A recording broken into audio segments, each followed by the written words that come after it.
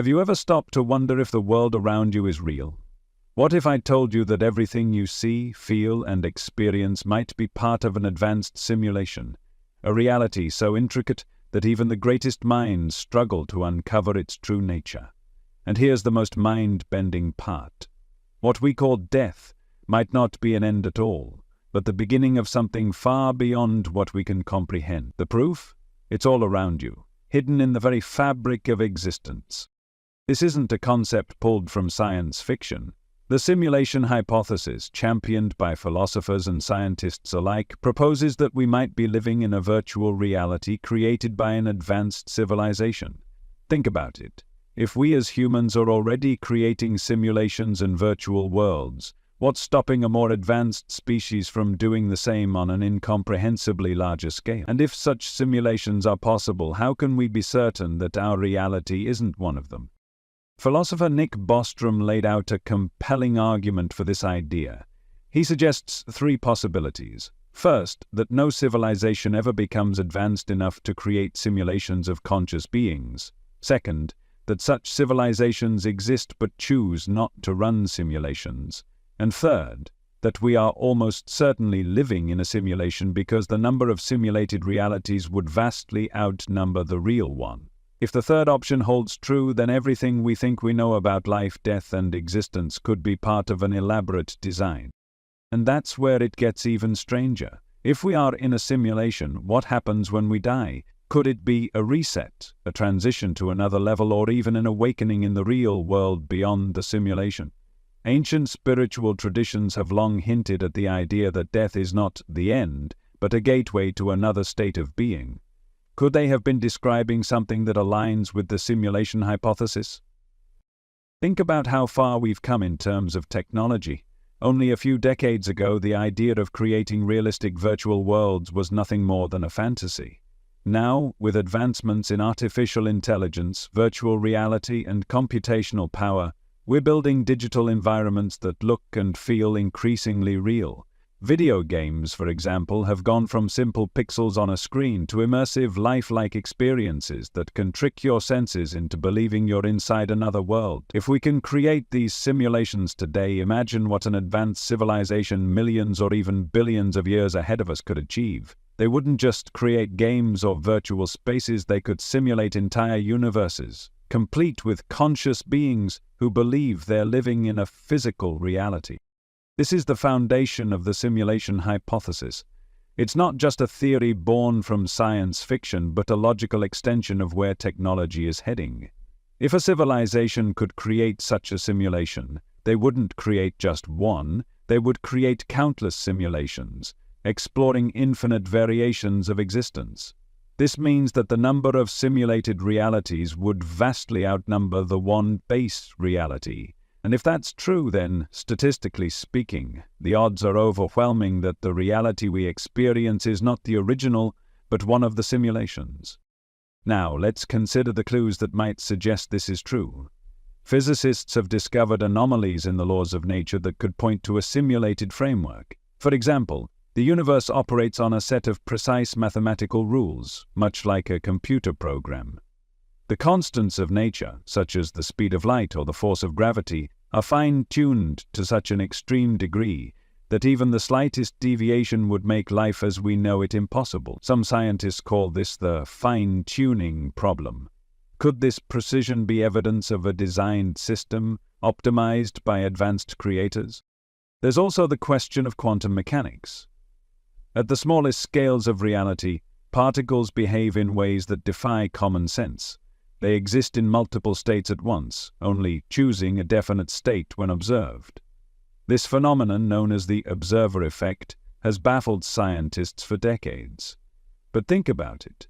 If reality were a simulation, this behavior would make sense. Rendering all possibilities simultaneously would be computationally efficient, and the system would only need to render a specific outcome when someone observes it. Much like how video games only load what's in your immediate view to save processing power. And then there's the idea of glitches. You've probably experienced moments that feel inexplicably strange, like déjà vu or coincidences that seem too perfect to be random. Could these be signs of the simulation breaking down or overlapping timelines within the program? Even in our digital systems, glitches happen, whether it's a repeating image, a delayed response, or data overlapping in unintended ways. If we're in a simulated reality, it's possible that these moments are the system recalibrating itself. This brings us to consciousness. In many ways, consciousness feels like the ultimate enigma, the one thing science has struggled to fully explain. Where does awareness come from? How does the mind generate thoughts, emotions, and experiences? If reality is a simulation, consciousness could be the key that ties everything together. It might be the interface through which the simulation interacts with itself, a bridge between the program and the experiencer. But here's the most intriguing question. Is consciousness part of the simulation, or is it something that exists outside of it? If it's external, could death be the moment when consciousness returns to its source, stepping out of the simulated environment? This idea aligns with ancient spiritual teachings. Many traditions describe the physical world as an illusion, a temporary experience designed for learning, growth, or self-realization. They speak of life as a journey, and death as a transition to a higher state of being. These concepts echo the simulation hypothesis, suggesting that what we call life might be a layer of existence created for a specific purpose, and that death is not an end but a passage to what lies beyond. Imagine for a moment that when you die, your consciousness doesn't fade away but instead awakens in a different layer of reality. Perhaps you step into another simulation, another experience designed to explore a different aspect of existence. Or perhaps you return to the source, the original reality where the simulation was created. What would this mean for how you live your life now? If death is not an end point but a transition, then the fear of death loses its grip. It becomes less about avoiding the inevitable and more about fully embracing the journey. This perspective also raises profound questions about free will and morality. If our actions are part of a simulation, do we have true agency, or are we following a pre-programmed script? And if there are creators of this simulation, what is their intent? Are they benevolent, observing us as part of a grand experiment? Or are they indifferent, letting the program run its course without interference? These questions may not have definitive answers, but they invite us to think more deeply about our place in the universe and the meaning we assign to our experiences. Regardless of whether we're in a simulation, the choices we make and the energy we bring to our lives matter. They shape our experience of reality and influence the world around us. The simulation hypothesis doesn't diminish the value of life. It enhances it, reminding us that every moment is an opportunity to create, to connect, and to grow. If we are in a designed system, then the very act of living is a form of participation in something far greater than ourselves. But why does this matter right now? Because humanity is reaching a turning point. Our understanding of technology, consciousness, and the universe is expanding at an unprecedented rate. As we develop more advanced simulations and explore the boundaries of reality, we're coming closer to uncovering the truth about our existence. The question is, are we ready to face it? Are we prepared to rethink everything we've been taught about life, death, and the nature of reality? The proof of the simulation might be all around us, hidden in the structure of the universe, the behavior of particles, and the mysteries of consciousness. But the real question isn't just whether we're in a simulation, it's what we do with this knowledge. How do we live our lives differently when we realize that reality might be far more malleable and interconnected than we ever imagined? How do we embrace the possibilities that this understanding opens up? As you reflect on these ideas, consider this. If reality is a simulation, then you are both the player and the game, the observer and the observed. You have the power to shape your experience, to question the boundaries of what's possible, and to explore the infinite layers of existence. Death may not be the end. It may be the beginning of something far more profound. And the proof?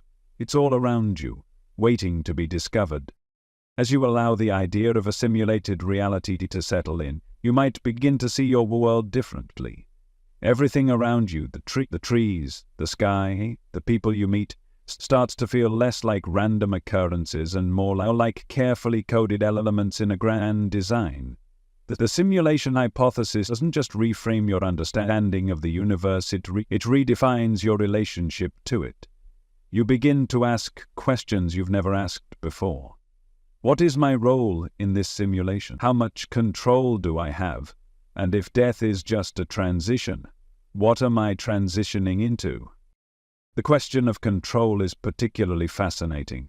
If reality is a simulation, then it's possible that the world isn't as rigid as it seems. Think about video games. Players interact with the game world, and within certain parameters they can influence the environment, change outcomes, and even unlock hidden features. What if life operates in a similar way? What if your thoughts, intentions, and actions are inputs into the simulation, shaping the reality you experience? This brings us to the concept of personal agency. Even if reality is pre-programmed to some extent, you might still have the ability to influence the direction it takes. Imagine standing at a fork in the road within the simulation. The program might offer multiple possible paths, but it's your consciousness that decides which path to take. Your energy, your focus, emotions, and intentions acts as the deciding factor, aligning you with specific outcomes. In this sense, you are both a participant in the simulation and a co-creator of your experience within it. Consider how this applies to everyday life. Have you ever noticed how your mindset affects your reality? When you're in a positive, optimistic state, opportunities seem to appear out of nowhere. You meet people who inspire you, encounter situations that align with your goals, and feel as though the universe is working in your favor. Conversely, when you're stuck in negativity or doubt, life can feel like a series of obstacles. These experiences aren't just coincidences. They're reflections of the energy you're projecting into the simulation. This idea aligns with the law of attraction, a concept that suggests you attract into your life whatever you focus on. In the context of the simulation hypothesis, the law of attraction could be seen as a mechanism within the program, a way for the simulation to respond to the energy and intentions of its participants. When you focus on something with clarity and emotion, you're essentially sending a signal into the system, prompting it to align circumstances with your vibration. But how far does this influence go? Can you bend the rules of the simulation entirely, or are there limits to what you can achieve? To answer this, let's revisit the idea of glitches and anomalies. In any system, no matter how advanced, there are bound to be moments where the code doesn't behave as expected. In a simulation, these glitches might manifest as experiences that defy logic, time moving strangely, objects appearing or disappearing without explanation, or events that feel too perfectly timed to be random. Many people have reported such experiences, often describing them as synchronicities or signs from the universe. These moments might be more than just chance. They could be windows into the underlying structure of the simulation, hints that reality is more flexible than we think. If glitches are real, then they suggest that the simulation isn't flawless, and where there are flaws, there is potential for exploration and discovery. He looked at the action footage, knowing that something magical and potentially sorcery was moving monotonously through the gallery. Now let's address the question of death. If life is a simulation, what happens when your character reaches the end of its journey? In a video game, death is rarely permanent.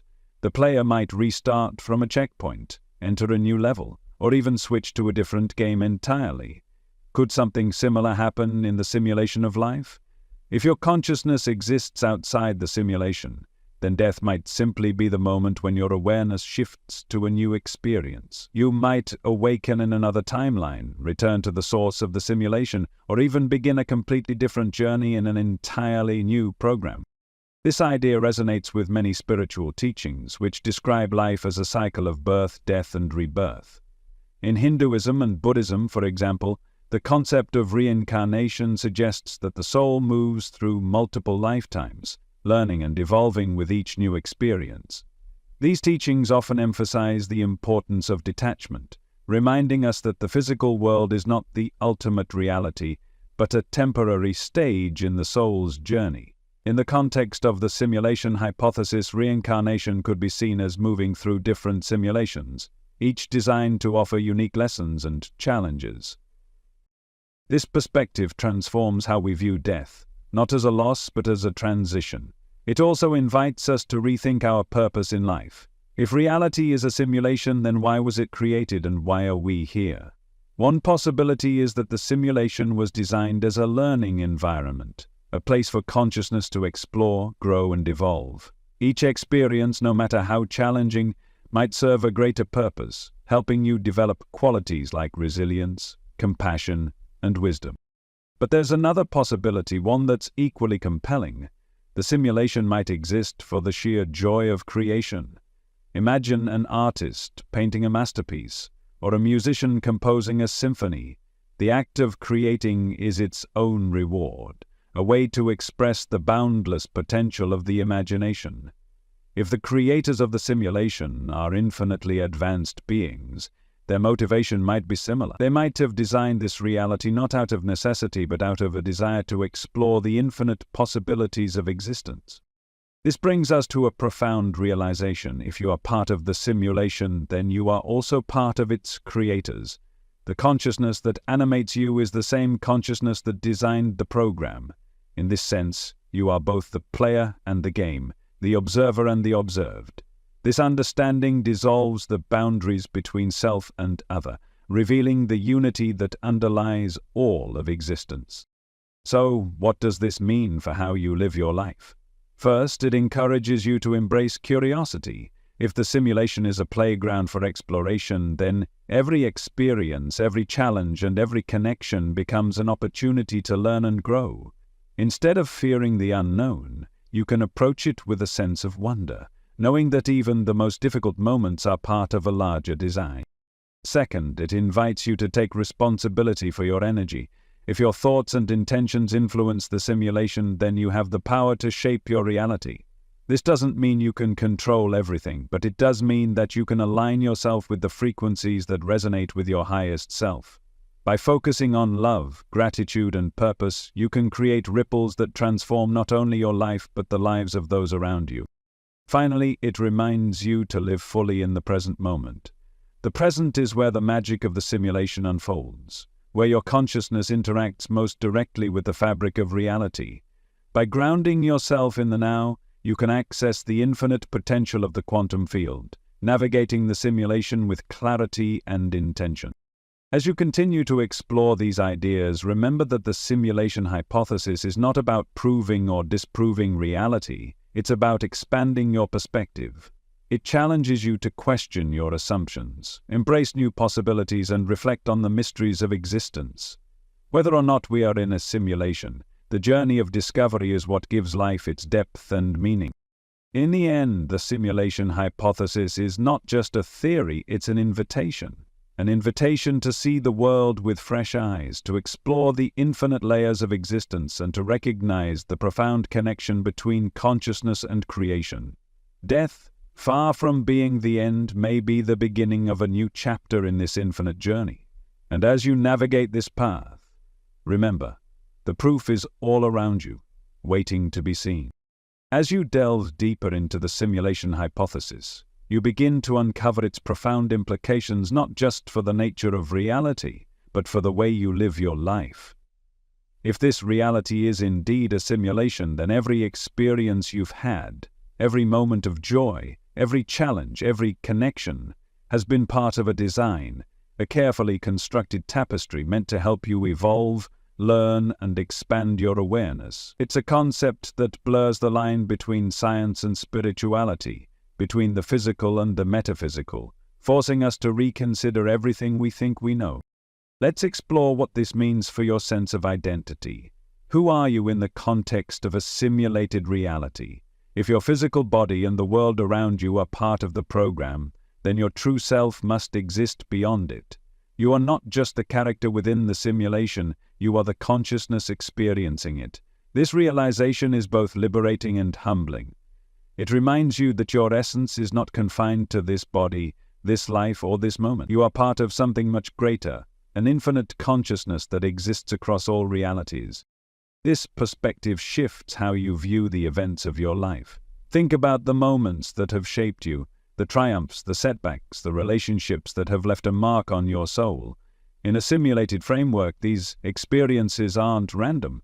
They are opportunities for growth, challenges placed in your path to help you unlock new levels of awareness and understanding.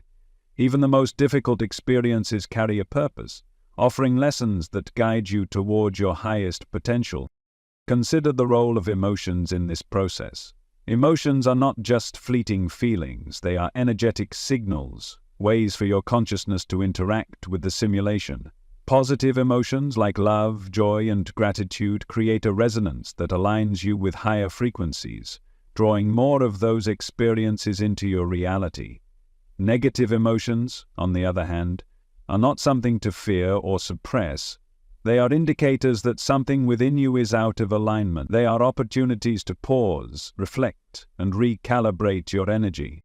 This understanding of emotions as energetic feedback ties into the concept of free will within the simulation. While the parameters of the program may set certain boundaries, you always have the power to choose how you respond to the events in your life.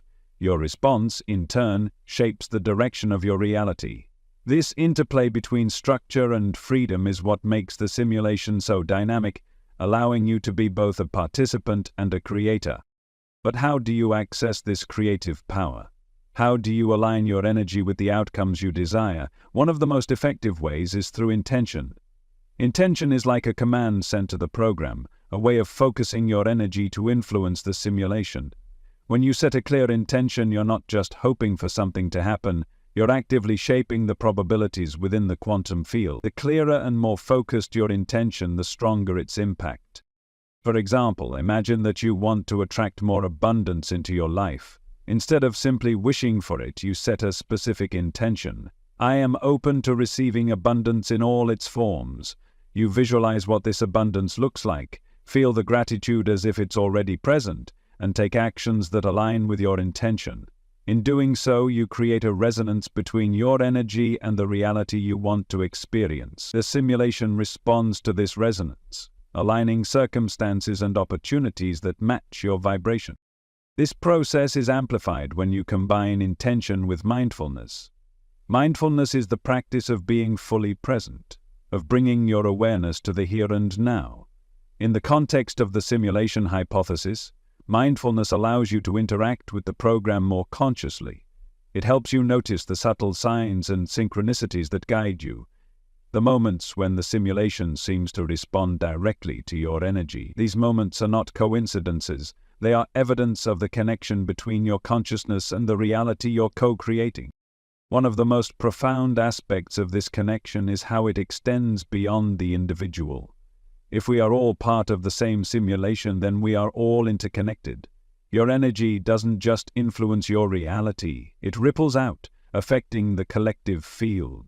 This interconnectedness is why acts of kindness, compassion, and generosity have such a powerful impact. When you uplift others, you're not just helping them, you're elevating the energy of the entire simulation. In this way, your personal growth becomes a contribution to the collective evolution. This collective aspect also sheds light on the idea of purpose. Many people wonder what their purpose is, searching for a grand mission or a specific role to fulfill. But in the context of the simulation hypothesis, your purpose is not something external, it's something intrinsic. It's about embodying the highest expression of your consciousness, aligning with love, curiosity, and creativity. When you live in alignment with your true self, you naturally contribute to the harmony and expansion of the simulation. Now, let's return to the question of death. If this life is a simulation, then what happens when it ends? The idea that death is a transition rather than an end becomes even more compelling. Imagine that your consciousness is like a player in a video game. When one game ends, the player doesn't disappear. They simply move on to the next experience. In the same way, your consciousness might leave this simulated environment and enter another, whether it's a new simulation, a higher dimension, or the source of all simulations. This perspective doesn't diminish the significance of life, it enhances it. It reminds you that every moment is an opportunity to explore, to create, and connect. It encourages you to live boldly, knowing that even the challenges you face are part of a larger design. And it invites you to embrace the mystery of existence, to approach life with a sense of wonder and curiosity. But how do you make the most of this perspective in your daily life? Start by cultivating gratitude. Gratitude is one of the most powerful energies you can bring into the simulation. It shifts your focus from lack to abundance, from fear to love. When you practice gratitude, you're not just acknowledging what you have, you're amplifying the energy of abundance, creating a resonance that attracts even more to be grateful for. Next, nurture your curiosity. The simulation is a playground of infinite possibilities, and curiosity is the key to unlocking its wonders. Ask questions, explore new ideas, and embrace the unknown. The more curious you are, the more you expand your awareness, opening yourself to experiences that enrich your journey. Finally, prioritize connection. Whether it's with other people, with nature, or with your inner self, connection is what brings meaning to the simulation. It reminds you that you are part of something greater, a web of energy and consciousness that extends beyond this reality. Through connection, you experience the joy of shared creation, the beauty of collective growth. As you integrate these practices into your life, you'll begin to notice shifts, not just in your external reality, but in how you perceive and interact with it. The simulation will feel less like a mystery to unravel and more like a dance to enjoy, a dynamic interplay of energy and consciousness. You'll see that you are not a passive observer, but an active participant, a co-creator of the reality you experience. In the end, the simulation hypothesis is not just a theory about the nature of reality, it's a mirror reflecting the infinite potential within you. It challenges you to step into your power, to embrace your role as both a player and a creator, and to live with intention, curiosity, and love. And as you navigate this journey, remember that the answers you seek are not out there, they are within you, waiting to be discovered. As you reach the conclusion of this exploration, the simulation hypothesis offers not just a new way of looking at reality, but a profound framework for understanding your own existence. Whether or not we are living in a simulation, the ideas we've uncovered challenge the boundaries of what we think is possible, inviting us to see the world, and ourselves, with fresh eyes. It's a reminder that life is far more interconnected, dynamic, and purposeful than it may initially seem. The concept that death is not the end but a transition becomes a source of empowerment. If your consciousness continues beyond this simulated experience, then the fear of finality begins to dissolve. Death is no longer a door slamming shut. It's a passage, a bridge to the next phase of your journey. This understanding inspires you to live fully and intentionally, making the most of each moment, while knowing that your story doesn't end here. But what about the purpose of the simulation itself? Is it a test, an experiment, or a creative expression of a higher intelligence? The answer might be all of the above. The simulation could be a space where consciousness explores the infinite possibilities of existence, a realm designed for learning, growth, and self-discovery. And you as a participant are not separate from the creators of this reality. You are a part of the intelligence that brought this simulation into being. In this sense, the purpose of the simulation is your purpose, to expand, to create, to evolve. This perspective encourages you to embrace your role as a co-creator. You are not just experiencing the simulation passively, you are shaping it with every thought, every choice, and every intention. When you align your energy with love, gratitude, and curiosity, you elevate the frequency of the simulation, creating ripples that extend far beyond your individual. This ripple effect underscores the importance of connection, reminding you that every interaction is an opportunity to uplift and inspire. As you consider the interconnected nature of existence, it becomes clear that the simulation is not just about individual growth, it's about collective evolution. If we are all part of the same program, then our actions affect not only our own lives, but the entire system. This interconnectedness invites us to approach life with greater empathy and compassion, recognizing that the energy we put into the world is reflected back to us through the web of creation. But the simulation hypothesis isn't just about lofty ideas, it's about how you live your life here and now. It's about grounding these concepts in practical ways that enhance your experience of reality.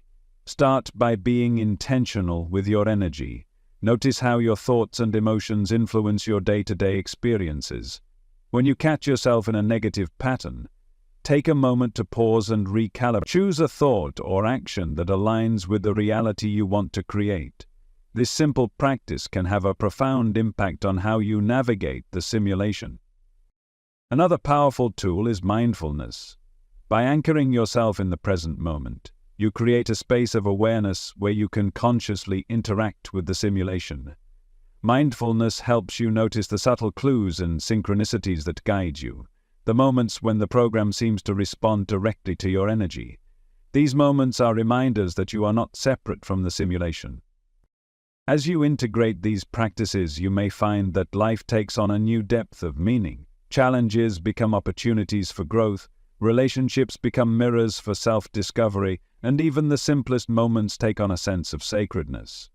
This shift in perspective transforms how you approach everything, from your goals and aspirations to your fears and uncertainties. It reminds you that life is not a series of random events, but a carefully crafted experience, designed to help you realize your potential.